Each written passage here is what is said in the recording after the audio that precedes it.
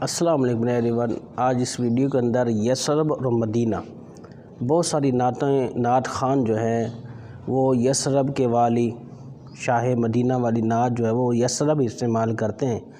بخاری شریف کی حدیث جس کا مفہوم ہے، نبی کریم صلی اللہ علیہ وآلہ وسلم نے فرمایا، مجھے اللہ کی طرف سے حکم ہوا کہ ایسی بستی کی طرف چلے جاؤ جو ساری بستیوں کو کھا جائے گی، اور وہ بستی جو ہے مدینہ ہے۔ لوگ اس کو یثرب کہتے ہیں۔ سرکار صلی اللہ علیہ وسلم نے فرمایا وہ مدینہ ہے، اور یہ مدینہ لوگوں کو ایسے صاف کرتا ہے جیسے بھٹی لوہے کے زنگ کو صاف کرتی ہے۔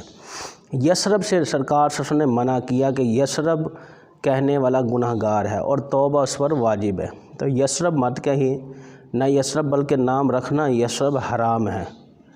دوسرا یہ کہ مدینہ طیبہ جو ہے کہا جائے، اور جو اگر کبھی آپ نے زندگی میں یثرب کہا ہے مدینے کو، تو آپ توبہ کریں، اور توبہ تبھی ہوتی ہے جب کوئی گناہ سرزد ہو۔ آئی ہوپ کہ یہ ویڈیو آپ کے لیے یوزفل ہوگی۔ یوزفل ہو تو لائک، شیئر اور کمنٹ کرنا مت بھولیے گا۔